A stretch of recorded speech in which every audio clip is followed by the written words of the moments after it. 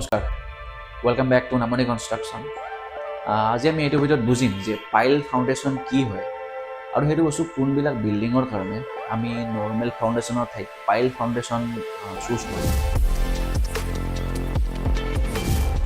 প্ৰথমতে আমি এইটো জনাটো দৰকাৰ যে পাইল ফাউণ্ডেশ্যন একচুৱেলি কি হয়। এইটো এটা ডিপ ফাউণ্ডেশ্যন ছিষ্টেম, যিটো বস্তু আমি ব্যৱহাৰ কৰোঁ উইক ছইলত বিল্ডিং এটাত ছাপৰ্ট দিয়াৰ কাৰণে।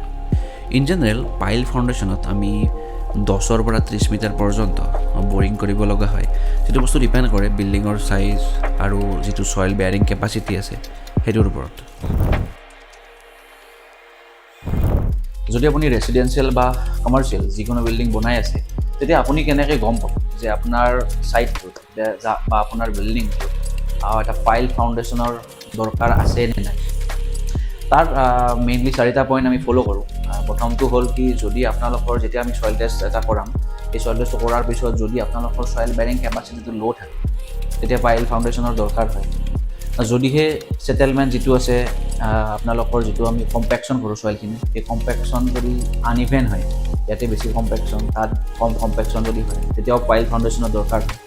আৰু যদি আপোনালোকৰ যিটো ৱাটাৰ লেভেল থাকে, মাটিৰ তলত যিখিনি ৱাটাৰ লেভেল আছে, সেই ৱাটাৰ লেভেলটো যদি আপোনালোকৰ ওপৰত থাকে, তেনেহ'লেও আপোনালোকৰ পাইল ফাউণ্ডেশ্যনৰ দৰকাৰ হয়।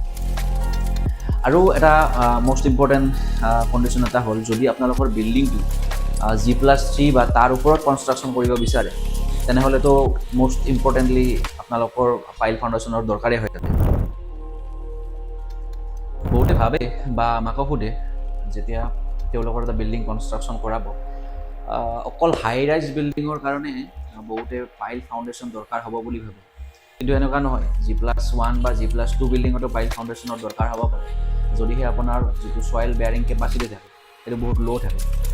আৰু যদি যিখিনি ওপৰত মই পইণ্টৰ কথাটো ক'লোঁ, যিকেইটা পইণ্ট আপোনালোকৰ ছইল বেয়াৰিং কেপাচিটি হওক বা আপোনালোকৰ আনইভেন ছেটেলমেণ্টেই হওক, সেই গোটেইকেইটা যদি আপোনালোকৰ মাটিয়ে ফ'ল' কৰি আছে, তেনেহ'লে পাইল ফাউণ্ডেশ্যনৰ নিশ্চয় তাতে দৰকাৰ হ'ব।